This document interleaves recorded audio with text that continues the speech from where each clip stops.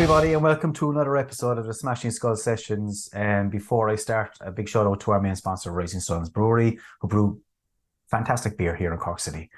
Right, that's over with, lads. I'm delighted to welcome Serge, drummer from Leech, who hail from Switzerland. Serge, thanks for coming on the show, man. Hello, everybody. Nice having me. Not a bother. As I said to you just off air, I have been persistent in chasing you guys down. I am a We're huge fan. Huge fan.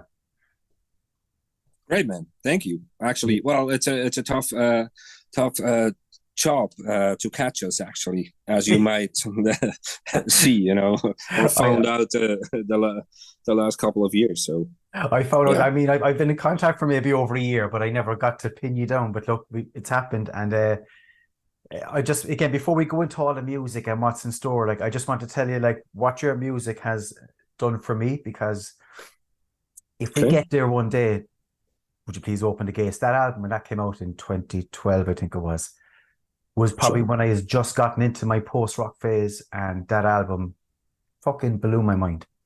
It was the soundtrack to my journeys in the car, at home. It just took over. So I want to thank you for that before we go any further. Very welcome. Thank you very much, man. No worries. No, look, again, as I said before, we speak about some new music.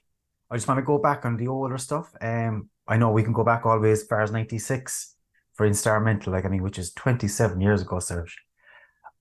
Does it Crazy does it stuff, huh? does it feel that long? Yeah, yeah, yeah. Well, sometimes, actually, but it always depends a bit, But Yeah. if you think about, back uh, at the time, then, well, I was like, well, how old was it, man? Like 14 years, 15 years old when we did that record. So that's My God, uh, that's young, yeah, isn't it? yeah, that's a long time ago, actually, Yeah, and yeah. so and since then, a lot has changed, It has, music yeah. wise and life wise anyway. So, yeah, Yeah. it's in one way, it's a very long time ago, but then still, it feels like it's not too long ago, Yeah, yeah. So I suppose if it's something you enjoy, Serge, it's time becomes irrelevant, doesn't it? it does, yeah. Well, Yeah, especially when we talk music, and well, exactly. and then with the band anyway, what you went through and what you Mm. did, and then you think about that particular name, Yeah. particular time, not name, Hmm. time. Then it's pretty fresh Yeah, yeah. all of a sudden, So yeah. So tell me, Serge, how did you get together? As you said, you're only teenagers at the time. Like, I mean, what influences had you at that time musically to get together and become a group? Well, fun fact is, actually, we met. Well, the three of us actually, Mm. in the beginning, like Urs and Marcel and me, Yeah. we got together because we were playing soccer, actually. Okay. Um, so, well, football, right? You Yeah, say football. Yeah, we say in football. England, right? So yeah. So and then we one day I started to play the drums at the age of 5, actually, and went on. And then, well, the the idea came up. Why not, to play together or to Uh-huh. do a band?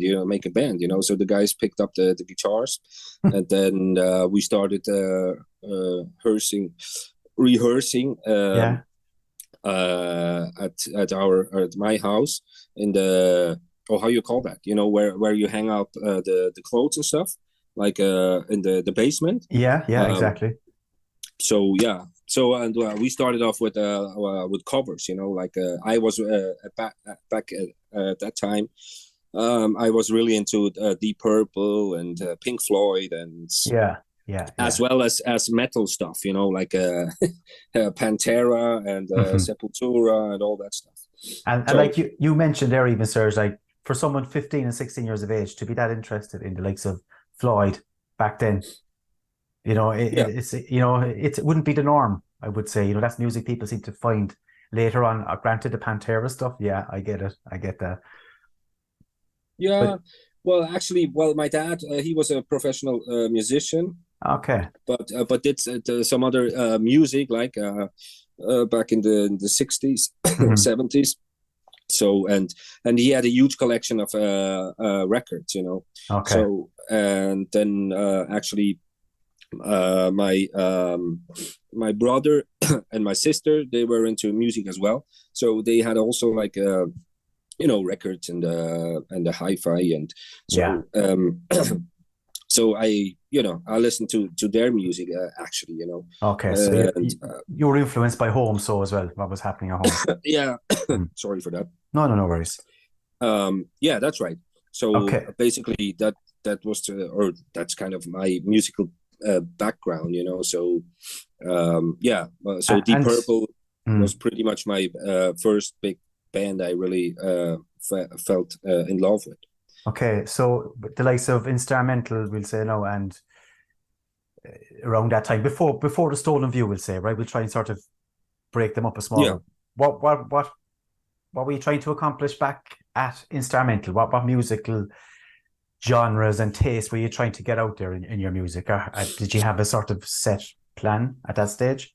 Well, what was or got big also then was like all the like bands like Kiss and Uh-huh. well, the whole Nirvana, Yeah, Soundgarden, yeah. and all those guys. They came around, you know. Okay. So that was influence or one influence, but actually interesting in my opinion. Like the band, we went always into pretty much all kinds of influences, you know, Yeah, or yeah. music genres and stuff. You know, one Marcel, he was really into like hip hop back Okay. then. I remember, as well as for he was really a big time AC/DC fan. Right, right. So we mixed pretty much everything together, and well, then we had two guys, you know, not in the band, but you know, helping us, supporting us. Uh-huh. That time, they were really into funk music, black Okay. music, jazz. So it Yeah, was jeez. kind of everything a little bit in there, you know, which you could, well, kind of, you could judge it like instrumental. You could judge it as a more direction to grunge or Uh-huh. stoner, you know, vibe, Yeah, yeah. which is true. Actually, we were there, but then we had also like the im, improvisation, improvisations Mm. in there. You know, long tracks actually.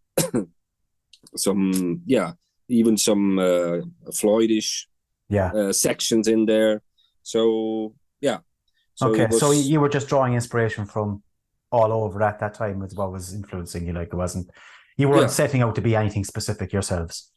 No, not really. No. Actually, not really. We Yeah. just, well, we were just doing and playing the music we love to, you know. Mm. Or yeah, And I suppose I'm looking forward to jumping forward here to the Stolen View then in 2007. I mean, I know it's 9 years, but it doesn't feel like 9 years, obviously, when it's your band. But again, your sound and how it changed and how it evolved was huge. Like the Stolen View, like for me, it almost became a bit of a cult album and a bit of a classic amongst people in the post scene. How do you see that album now and look back on it? well, we had well, we were doing music until 2000, and then we had a break like Mm, for almost like 5 years or something. So everybody was doing different stuff, you know, yeah. like different bands and yeah, music. Uh-huh. So and then, well, we got together again and did that record actually Okay. with the new producer, David Hoffman, who's in the band as well now, Yeah. as a musician. Um, yeah, so we felt like it's time again to get together and to do music um, together again. So Okay. that was the thing, and again, you know, it was never like there was a certain idea or Hmm.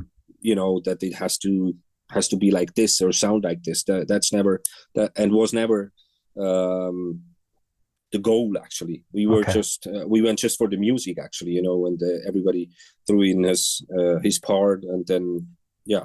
And the writing process for Serge, who took part in what, and who wrote the tracks, or was it a group effort?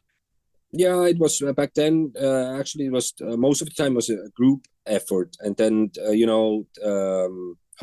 if I remember right, well, we did. We have those two intermezzos, the small ones. Well, they just happened in the studio actually, so there was no idea before, or written music before for this. Yeah. And actually, Totem and Taboo. That's the if I remember right, the last track on the record. Okay.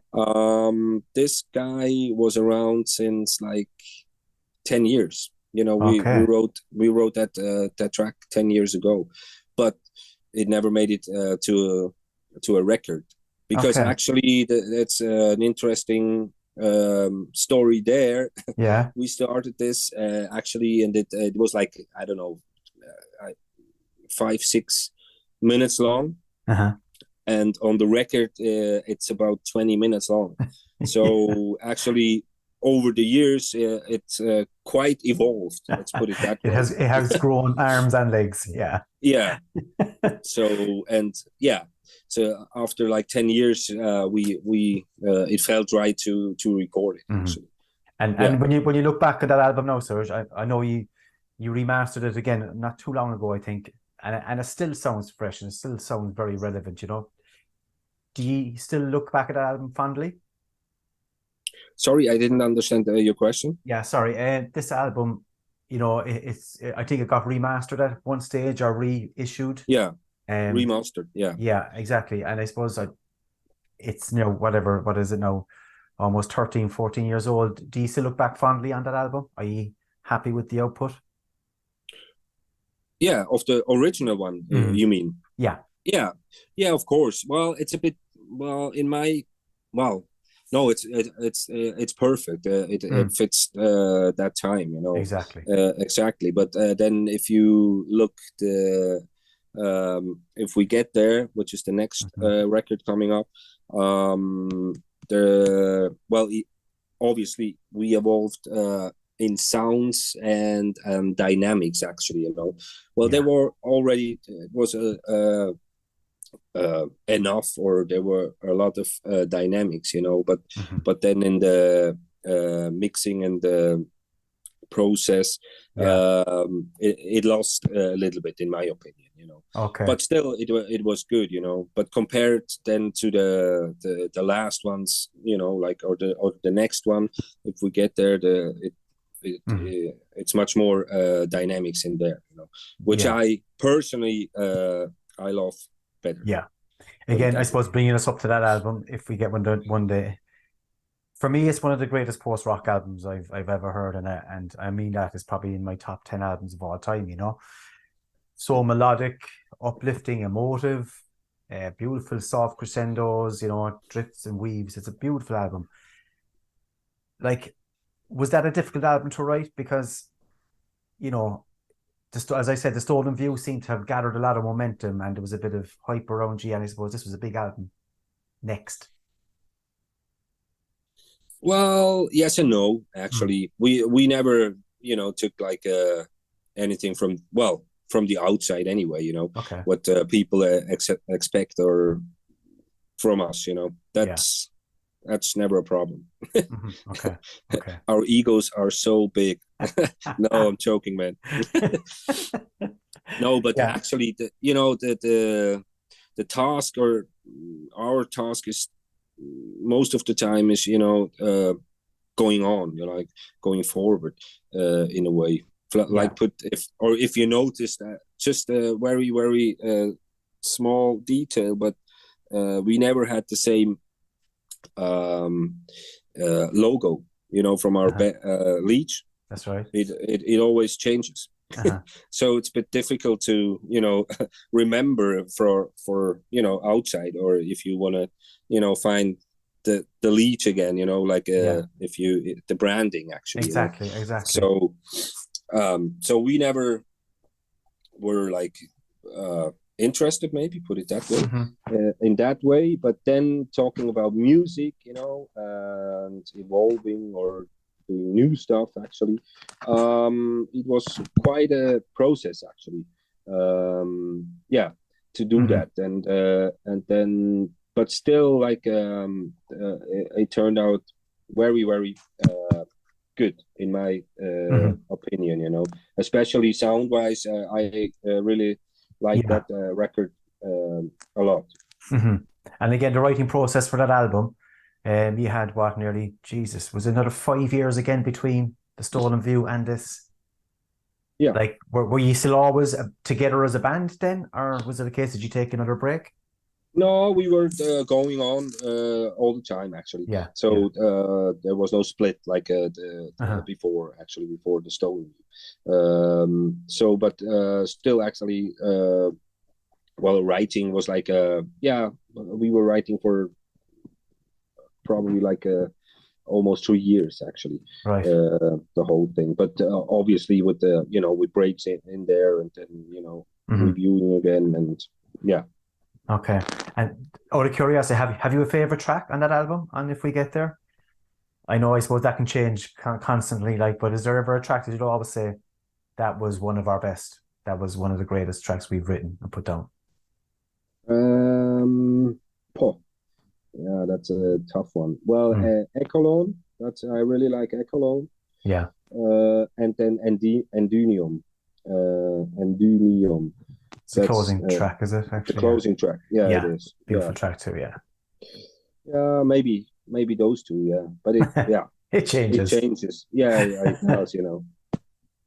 But yeah, like after that album, then what the response for it, we'd say, the feedback you were getting from it, like, do you feel that, or do you witness it? Do you see it from the media, or from I suppose social media wasn't as big back then, like, but did you understand and get the feeling that people were really, really getting into this music? Yeah, we had a lot of responses and replies out of it, and yeah, well, we did some tours as well. And then maybe even later on, we got to tour again. Yeah. To be able, because of that record and that tours as well. So yeah, and still is, actually. Yeah, we still got and still sell it, actually. That's another. It is still selling. Yeah. We have the third edition out, on vinyl, actually. Yeah. Well, it's not huge. It's not huge. Copy. Yeah, I actually have two versions myself here at the moment. Yeah. That's the blue one, right? And the gray one. Exactly. Yeah. Actually, sorry, no, Serge. I'm after losing you sound wise. It disappeared there for a second. Oh, okay. Yeah, but go ahead. I asked. It's the blue one and the gray one you have, right? That's exactly what I have. Yeah. No, I was a long time searching for the original one when it first came out. I was a while getting hold of that. Like, but as I said to you, it's one of my favorite albums of all time. It's probably in the top 10. That album, I suppose, you were beginning to start your electronic phase a bit more, seemed to be developing a bit more, and synthesized side of things. Yeah. A conscious thing, or was it something that was just happening in a recording studio? No, we did it live as well then. And then, we changed also, Tobias, who was back in the band back then. He left the band, and then we got a new guy in, and then we started with the vibes, that was one thing. And then, one thing was he went on electronics, electronic vibes. Right. So then we added also keyboards and synthesizer and stuff. Which we had before already, if you check, if we get there, for example, there are quite a lot of pianos and synthesizer on there. Yeah, but actually, well, it felt right, and also like then to the next record, for better or for worse, actually, which Exactly. is quite it's the techno techno record from us. But Exactly. it That's my next question, actually, because that sound and that synthesized sound and the electronic, it developed and really hit with For Better or For Worse, didn't it? It really made an impact on that album. yeah, Yeah. Hey, yeah, well, yeah. go on, you have something to say on that one? Was it intentional? Yeah, well, it was like put it natural, Progression, yeah. um how you call that, A natural progression, I suppose, was it? yeah, Yeah. progression, yeah, that's right, that's the right word, Okay. um to use it even more, like sound wise, and then also we added up like some pads, some like percussion, Yeah. electronic percussion to it, and yeah, Okay. so Like you were never afraid to experiment, Serge. Like you were always up for it, weren't you? yeah. You never wanted to sort of pigeonhole yourselves in any shape or form when it came to writing music, I take it. No, not really. Hmm. Actually, well, of course, no, we have our roots and Hmm. background, with our music we do, and what we like to Hmm. do. But then we're pretty open, Yeah. For example, also in the studio, when we go to the studio, it's very different. Sometimes it's the whole band there. Hmm. Um, uh, we're gonna record, or we try out some stuff. Actually, with every is it? Yeah, it was with every record. It was like there was like one or two tracks. They were just written instantly. Actually, Okay. nothing. No, no ideas before, so because we were like saying, well, listen, I have that riff here, or let's try it, and then it happened actually. And then on the other hand is like when just drums are on, to do Uh-huh. without the rest of the band, we try out different things, with Yeah. like different setup, different. For example, on the For Better or For Worse, we were really experimenting with the drums. Actually, Yeah. it actually it's always acoustic drums. Okay. Always Hmm. actually on the whole record. But sometimes you would think of, okay, that sounds like a electronic or a programmed Yeah. drumming there, but it was always like a real acoustic drums, but we just changed it around, and yeah. And as a drummer, actually, Serge, do you like experimenting like that and playing around with sounds and different aspects of drumming? Yeah, Yeah. definitely. Mm. And then Mm. sounds wise as well, and yeah. And usually when there's, for example, when we have an idea before, we entered the studio, Mm. I come up with like 2 3 ideas, Yeah. which might fit, there, and then well, one might fit really, or maybe it's gonna be something completely different, Yeah. which is also like kind of the how you say that, the animal of Leech in a way, Okay. Okay. the whole band is, nothing is for Yeah. granted. Exactly. Exactly. And again, like when you get to the studio or whatever you did, and as you said, there some songs were written in an instant, some took a bit of time. There's a very improvised idea behind that, isn't it? You get together as a band. I know a lot of bands I speak to have a completely different way of recording. Like, have you always done it the same way? No, no, Oh, no. Well, it used to, in the beginning, it used to be, like the instrumental that was like a 8 track um, studio track, yeah. 8 track track. Mm-hmm. A track. Yeah. Yeah, analog, and Yeah. then Yeah. mixed on two um, was a mono tracks actually. Okay. So it was all live and always the whole band together. But nowadays, with everything is possible. Like we have tracks now with like, I don't know, almost 300 different tracks on the record. Mad, isn't it? Yeah, exactly. Which is crazy, which is mad. But that's where it's gone. That's progression, isn't it? Yeah, that's technology offers. Yeah, that's if it's good or not, I don't know. But it's send it my way, Serge, and I'll let you know. Send me those 300 tracks. Yeah. Well, something, Serge, I'm going to give people a listen to some of your music here. I could have picked one of, I don't know, 50, 60 tracks, but a track that always stood firm amongst one of my favorites was March of the Megalomaniacs. I just think that the second half of that build is just something inspirational. So everybody have a listen to this. This is March of the Megalomaniacs from If We Get There One Day, Would You Please Open the Gates?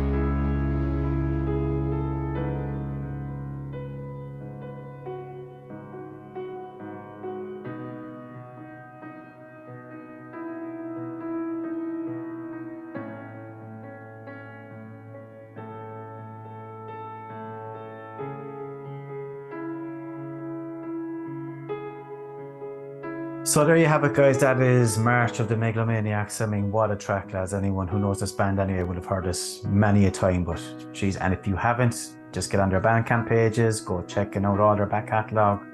There's hours of fantastic music there. Right, we've been talking studio albums, Serge, but I suppose there was one album you did in 2020, a live album. And again, as I just mentioned to you, for us, it was lockdown time during COVID. Switzerland, things were a little bit different. I think he had just come out of it. Am I right in saying that?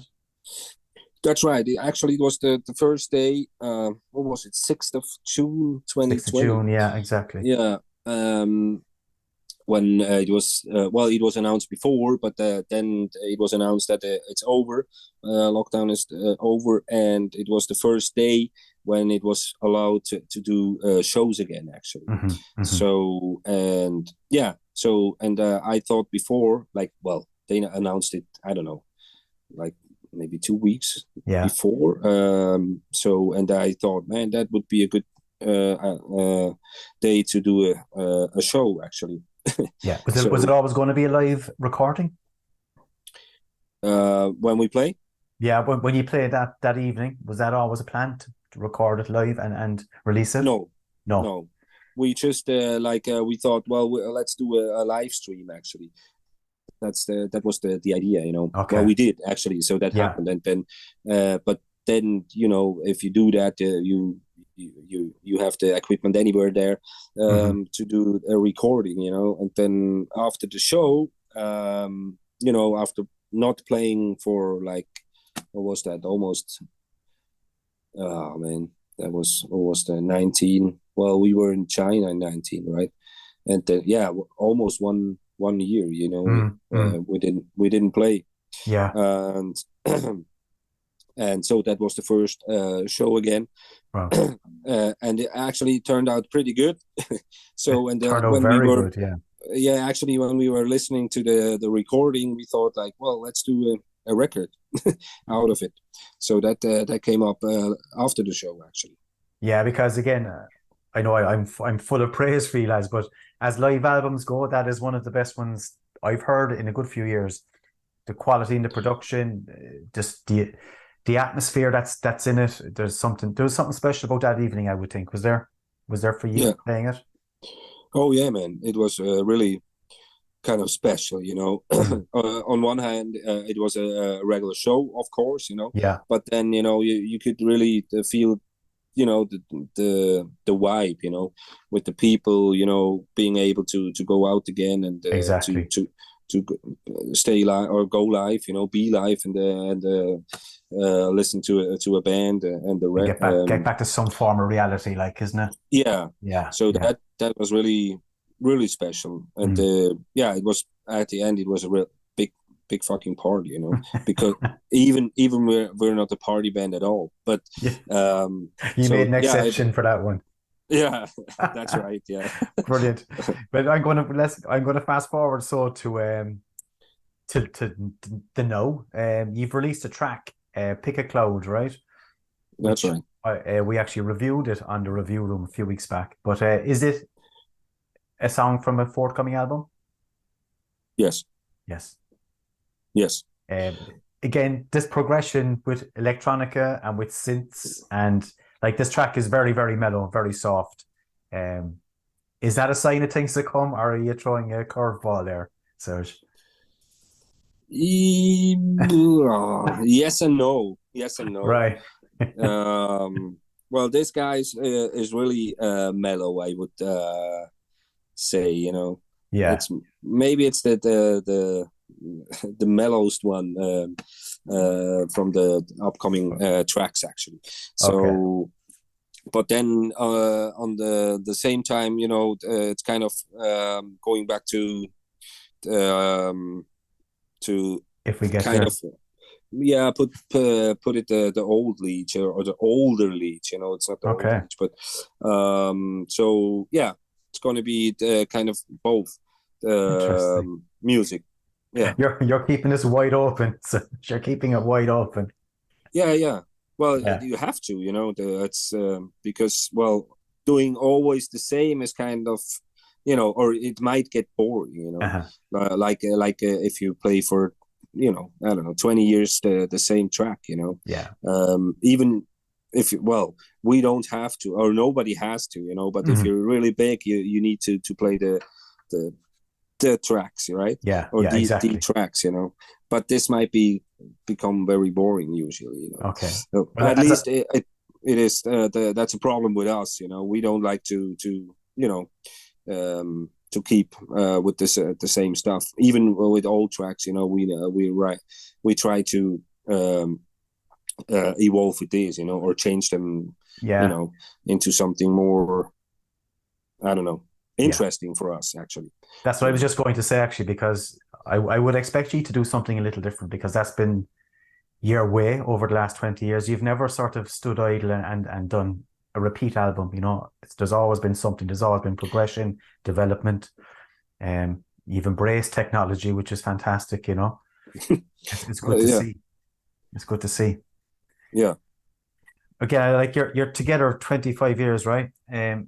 Are you inspired by new music at the moment? Is there bands you listen to, or do you sort of fall back on older stuff when you get time to sort of listen to music and take time out?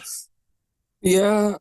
Again, still the same. Yeah, new stuff and old stuff, and right now, or since some time, I'm really into movie soundtracks actually. Okay. So without bloody singers, no, joking, man. like our music, no, but exactly, yeah. But it doesn't have to do anything with that. But I really like movie soundtracks actually a lot, and then, well, going back, I went to see Pantera this year again. They're For back up example, there. I still dig that stuff, and then the new, for me actually, that I'm just gonna talk about me, like the new Peter Gabriel stuff. I really dig. Right. Yeah. You'd listen to anything, so really. So lots of different music actually. So brilliant. sorry. No, sorry, I lost you for a minute there, but you're back again. So can you give me any indication of what we're going to expect in this new album at all? Like, I mean, have we got a release date even? No. It's going to be released next year, spring next year. That's going to be the. Okay. Will you be dropping an extra one or two tracks along the way? That's what it tends to be. It tends to be the way now, doesn't it, for bands to drop a couple of tracks before an album release? Yeah. That's how you do it, But then again, we don't really care about that stuff, So, but actually, most likely we might to drop another one before the release of the whole record. So okay. Yeah, brilliant. So you might be able to see a new track soon. Good stuff. That's great to hear. Again, just a hypothetical question there. Where do you see the band in 10 years' time, Serge? Do you look ahead at all, or do you just live for the moment? No, that's a question we never talk about. Yeah. I cannot answer you. Grand job. That's great. That's an answer in itself. That's okay, Serge. Right. I have 3 questions I ask all my guests at the end of an interview, just for a bit of fun. I mix them around a bit. So I'm just going to throw 3 questions your way. There's no right or wrong answer to these, Serge. First one, is there an album you have listened to and thought, I wish I wrote that album? I wish I recorded it. Oh. To be honest, I never thought about that. No, but no. Okay. But obviously, there are so many records I really dig, and love, and I could listen on and on. But actually, I never thought about that. Okay. I wish that was mine. Yeah. Fair enough. Second question: if you could play live with another band, past or present, who would it be?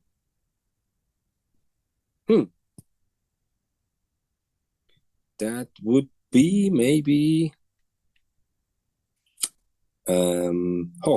That's a tough one as well. Huh? Oh man, I'm just not getting the name now. But I really dig their Danish actually. Are they a current band? Yeah. Electronic stuff actually. Okay. Not coming to you. It's not coming to you. No, it's not coming. Not to worry. Third question, Yeah. Serge. Is there any band that you need to see live that you haven't yet? That you said, I have to see these guys? Pink Floyd. Pink Floyd. Have you seen Pink Floyd at any stage in your life? No, unfortunately not. Are the Breakaway, Roger Waters, or no? Even not. Yeah, that's one I would have been loving to see. Yeah, actually. Brilliant. It's too late. Yeah, I know. Like. Yeah, I saw The Wall being done about 10 years ago. Obviously, not the same thing. It's not Pink Floyd as we know him, but it was still an experience. It was one of those things that you say. At least I got to see something that resembled the great Pink Floyd. Yeah. Cool, man. Yeah. That's great, Serge. That's all my questions, man. Great. That's it. Great stuff. Come here. I want to thank you for taking the time out. Again, I know everybody is busy and everybody has a busy lifestyles, and 10 o'clock in the evening is a late enough one for you to come on. So I really appreciate that. No worries, man. It was a pleasure to be on the program. Cheers, man. And as I said to you before, I'm a big fan of your music. A lot of your stuff has become a soundtrack to the last 10 years. I can place times and dates to tracks. It's a thing I sort of tend to do, and I find a lot of Leech music sort of rolls in and falls in amongst all that. So look, it's been a privilege for me to chat to you. All I need to do is see you live someday. That's next on my list. Is there any dates coming up that you know of? Do you want to run a shout out? Yeah, we're gonna do it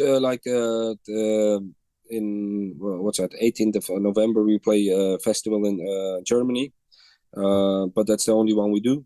The Gloomer Festival, it's called. Gloomer, yeah. Yeah, so that's we're gonna do this year, and then next year something is coming up. Yeah, some stuff. Yeah. So, do you plan on touring the new album next year sometime? Yeah. Excellent. Yeah, you better watch out. Yeah, we're gonna not Ireland, but we're going close to Ireland. So that'll do me. This might be your chance. This will be the chance. Serge, I leave you go, man. Thanks so much, and I wish you all the best, lads, with the album next year and everything else. Thank you very much, man. Take care. Cheers, man. That's it, you guys. Too, that is Serge from Leech. Check out their music, check everything on Bandcamp, and be sure to keep an eye on the new album and new release. Thank you to Richie, who edits and produces the show. See you on a couple of times.